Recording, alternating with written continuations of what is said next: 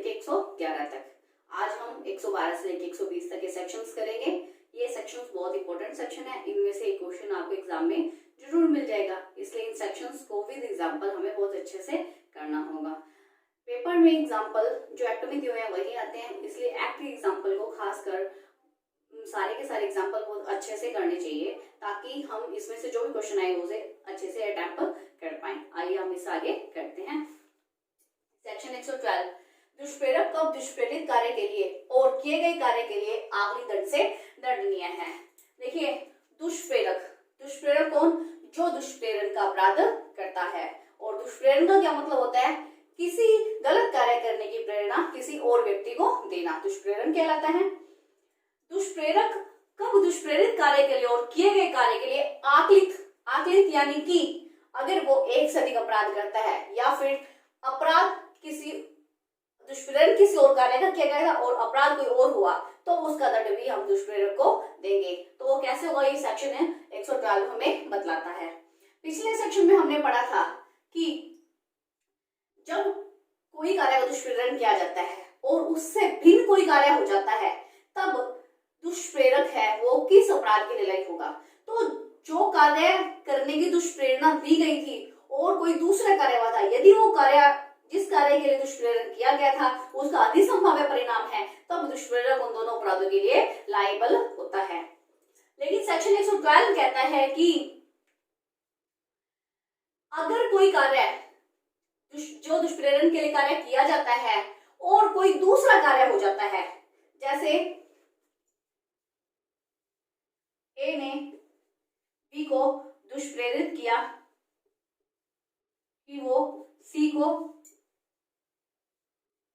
जहर दे, लेकिन सी की जगह गलती से डी के भोजन में जहर चला गया, डी की मृत्यु हो गई, तो क्या ए डी की डेथ के लिए लायबल होगा?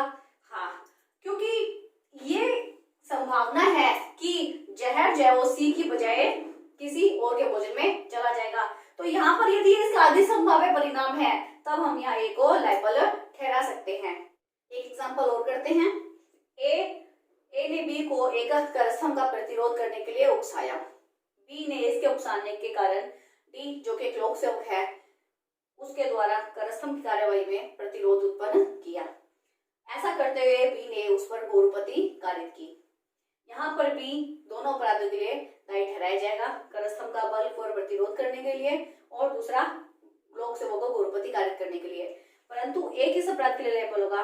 वो एक तो दुष्प्रेरण के लिए तो लायबल होगा कि उसने बी को करस्थम का प्रतिरोध करने के लिए दुष्प्रेरित किया है, पर यदि वो जानता कि ऐसा करते हुए वो लोक सेवक को पति कारित करेगा तो वो उस अपराध के लिए भी लायबल होगा। ये 112 का एग्जाम्पल है, इसे बहुत अच्छे से करना होगा। अब आते हैं सेक्शन 113 पर। दुष्प्रेरित कार्य से कारित उस प्रभाव के लिए दुष्प्रेरक का दायित्व जो दुष्प्रेरक द्वारा आश्रित से भिन्न हो। देखिए, सेक्शन 111 और 113 दोनों एक जैसे सेक्शन है, लेकिन इनमें माइनर डिफरेंस है। क्या डिफरेंस है ये? सेक्शन 111 तो कहता है कि जो कार्य किया गया है, जिसका दुष्प्रेरण किया गया है, उससे भिन्न कोई कार्य हुआ है। लेकिन सेक्शन 113 कहता है कि जिस कार्य को दुष्प्रेरण किया गया है और उसका जो प्रभाव हुआ है वो जो आश्रित प्रभाव था उससे अलग है। यानी कि यहाँ पर तो कार्य है और 113 में क्या है? प्रभाव है। क्या प्रभाव है? जिस कार्य का दुष्प्रेरण किया गया है उसके लिए जो प्रभाव सोचा गया था उससे अलग प्रभाव हो गया है, ये सेक्शन 113 कहता है। तो 111 और 113 में एक माइनर सा डिफरेंस है, इन दोनों को बहुत ध्यान से करना होगा। दुष्प्रेरक कार्य से कारित उस प्रभाव के लिए दुष्प्रेरक का दायित्व जो दुष्प्रेरक के आश्रित से भिन्न हो। यानी कि दुष्प्रेरक ने जो अपराध का दुष्प्रेरण किया है और जो उसका दायित्व बनता है, लेकिन जो अपराध हुआ है वो उसके द्वारा आश्रित अपराध से भिन्न है, तब भी वहां वो उसके लिए दायी ठहराया जाएगा। सेक्शन 114, अपराध करते समय दुष्प्रेरक की उपस्थिति। क्या प्रभाव पड़ता है जब अपराध करते समय दुष्प्रेरक उपस्थित हो और दुष्प्रेरक ना उपस्थित हो? यदि अपराध करते समय दुष्प्रेरक उपस्थित नहीं होता तो उसके लिए हम दुष्प्रेरण के लिए ही दायी ठहराते हैं।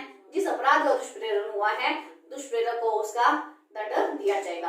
परंतु यदि अपराध करते समय दुष्प्रेरक वहां पर उपस्थित हो तो यह माना जाएगा कि अपराध उसने किया है। इसको एक एग्जांपल से कर लेते हैं। ए ने बी को गोली से मारने के लिए सी को दुष्प्रेरित किया। सी ने जब बी पर प्रहार किया उस समय ए वहां पर उपस्थित था। सी ने बी को शूट कर दिया और इसकी डेथ हो गई। यहाँ पर यह माना जाएगा कि ए ने बी को शूट किया है, क्योंकि अपराध करते समय ए जो दुष्प्रेरक था वहां पर उपस्थित था। तो दुष्प्रेरक की उपस्थिति का यह प्रभाव पड़ता है कि यह माना जाता है कि अपराध उस व्यक्ति ने किया है। 115 मृत्यु या आजीवन कारावास से दंडनीय अपराध का दुष्प्रेरण। अब यहाँ पर हम सेक्शन 115 और 116 में दुष्प्रेरण का मीनिंग पढ़ेंगे। देखिए आईपीसी के अंदर कहीं पर भी दुष्प्रेरण के लिए कोई भी दंड नहीं दिया गया है, क्योंकि दुष्प्रेरण किस अपराध के किया जाएगा ये परिस्थितियों पर निर्भर करता है कि जैसा अपराध किया गया है, जैसे अपराध का दुष्प्रेरण किया गया है उसके अकॉर्डिंग उसको दंड दिया जाएगा, क्योंकि दुष्प्रेरण का तो कोई भी दंड आईपीसी में कहीं पर भी लिखा गया नहीं है।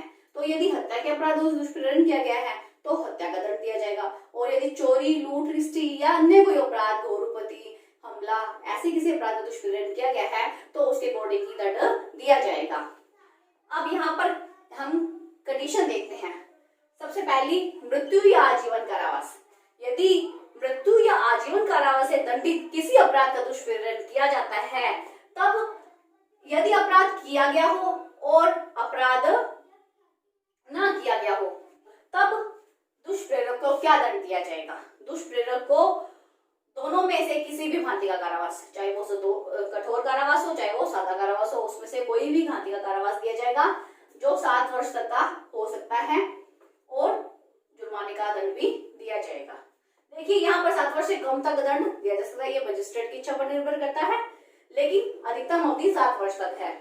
और यदि अपराध कर दिया जाए, यानी कि ऐसा अपराध मृत्यु या आजीवन कारावास से दंडित हो और ऐसी कंडीशन हो जाती है, तब दुष्प्रेरक को क्या दंड दिया जाएगा? यदि ऐसा अपराध हो जाता है तो उसे दोनों में से किसी भांति का कारावास, जिसकी अधिकतम सजा 14 वर्ष तक हो सकती है, और जुर्माना दोनों का दंड दिया जाएगा। यदि अपराध नहीं होता तब सजा 7 वर्ष तक की है, और यदि अपराध हो जाए तब सजा 14 वर्ष तक की हो जाती है। ये तो है मृत्यु या आजीवन कारावास से दंडित अपराधों। इसको एक एग्जांपल्स और अच्छे से कर लेते हैं। ए ने बी को सी की हत्या करने के लिए उकसाया।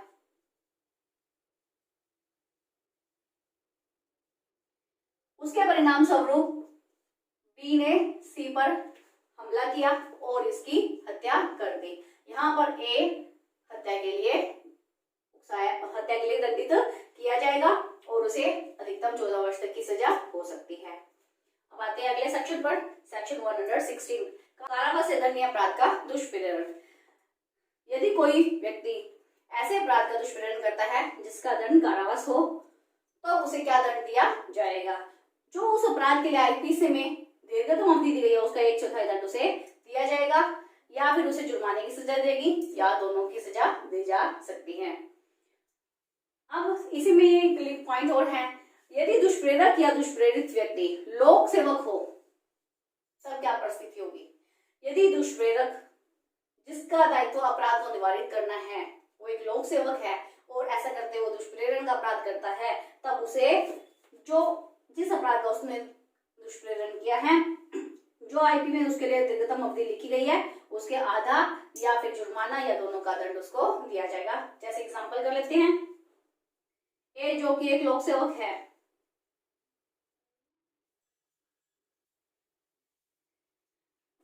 बी को रिश्वत देने के लिए उकसाता है।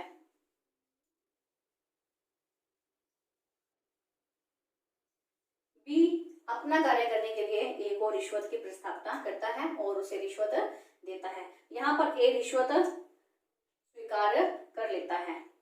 तो देखिए दोनों ही अपराध है। यदि दुष्प्रेरक जो कि एक लोक सेवक है, अगर वो दुष्प्रेरण का अपराध करता है तब भी वो दंडित होगा, और जो अपराध उसने किया है उसका दीर्घावधि का दंड उसे दिया जाएगा। और यदि कोई अन्य व्यक्ति किसी लोक सेवक को दुष्प्रेरित करता है तब भी उसे उस अपराध का अधिकतम दंड दिया जाएगा। यहाँ इस एग्जाम्पल ने बी ने ए को रिश्वत दी, इसकी प्रस्तावना दी। बी यदि रिश्वत एक्सेप्ट कर लेता है तब तो वो अपराधी होगा, पर यदि वो रिश्वत एक्सेप्ट नहीं करता है तो केवल बी दायी होगा। ये कहता है सेक्शन 116। सेक्शन 117 लोक साधारण द्वारा 10 या अधिक व्यक्तियों द्वारा अपराध किए जाने का दुष्प्रेरण। जब लोक साधारण द्वारा 10 या 10 से अधिक व्यक्तियों द्वारा अपराध के किए जाने का दुष्प्रेरण किया जाता है, तब उनमें से हर व्यक्ति को दोनों में से जो अपराध वो कर रहे हैं जिसका दुष्प्रेरण, उसके लिए जो दंड आईपीसी से निर्धारित है उसमें से किसी भी भांति का कारावास और 3 वर्ष की सजा दी जा सकती है या जुर्माना दिया जा सकता है या दोनों दिया जाएगा। यदि वे व्यक्ति 10 या 10 से अधिक हो और उनके द्वारा दुष्प्रेरण किया जाता है, तब उनमें से हम दोनों में से किसी भांति का कारावास यानी कि सादा भी या फिर कठोर कोई भी कारावास का दंड दे सकते हैं, जिसकी अधिकतम अवधि 3 वर्ष तक की और उन्हें या तो जुर्माने की सजा दे सकती है या फिर दोनों भी दिए जा सकते हैं। सेक्शन 118 कहता है मृत्यु या आजीवन कारावास से दंडनीय अपराध करने की परिकल्पना को छुपाना। यानी कोई ऐसा व्यक्ति है जिसे ये पता चलता है कि ऐसा अपराध हो रहा है जिसकी कोई सजा मृत्युदंड या फिर आजीवन कारावास है और ऐसे अपराध की परिकल्पना को वो छुपाता है। तो यहाँ पर कुछ कंडीशन है, देखिए, यदि अपराध कर दिया जाता है और यदि अपराध नहीं होता है। यदि अपराध कर दिया जाता है तो दोनों में से किसी भांति कारावास जिसकी सजा 7 वर्ष तक होगी और जुर्माना, यहाँ पे प्लस का साइन बनाया मतलब कि जुर्माना जरूर होगा, अवश्य, तो जुर्माने की सजा जाएगी। और यदि अपराध नहीं होता है तब उसमें से किसी भी भांति कारावास जिसके अधिकतम सजा 3 वर्ष तक और जुर्माने की सजा दी जाएगी। अब यदि ऐसी कल्पना कोई लोक सेवक छुपाता है जिसका कर्तव्य है उस अपराध का निवारण करना है, तब उसको क्या दंड दिया जाएगा। यदि ऐसा अपराध हो जाता है या फिर ऐसा अपराध नहीं होता या ऐसा अपराध लोक सेवक द्वारा किया जाता है, तब उसे क्या दंड दिया जाएगा। यदि अपराध कर दिया जाता है तब उसे दोनों में से किसी भांति कारावास जिसकी अधिकतम अवधि जो उस अपराध की आईपीसी से निर्धारित है उसके आधे का दंड उसको दिया जाएगा और जुर्माने की सजा भी दी जा सकती है। यहाँ पर जुर्माना न्यायालय की इच्छा पर निर्भर करता है। यदि अपराध जो किया जा रहा है वो मृत्युदंड से दंडनीय है, यानी लोक सेवक ऐसी परिकल्पना को छुपाता है जिससे पता चलता है कि कोई अपराध हो रहा है और ऐसा अपराध मृत्युदंड या फिर आजीवन कारावास से दंडनीय है और लोक सेवक द्वारा ऐसी परिकल्पना को छुपाया जाता है और अपराध मृत्युदंड या आजीवन कारावास से दंडनीय है, तब उस लोक सेवक को हम 10 वर्ष तक का कारावास की सजा देंगे। और यदि ऐसा अपराध नहीं होता है तो जो उस अपराध के लिए दीर्घतम अवधि उसमें निर्धारित आईपीसी में उसका 1/4 उसको दंड दिया जाएगा या जुर्माना की सजा भी दी जा सकती है या फिर दोनों से दंडित किया जाएगा। इसको एग्जांपल अच्छे से कर लेते हैं।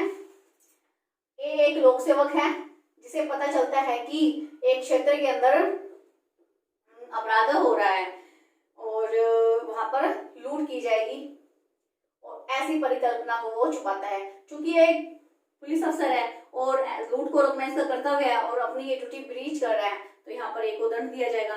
तो इसे कैसे दंड दिया जाएगा, यदि ऐसी लूट हो जाती है तो उसे अधिकतम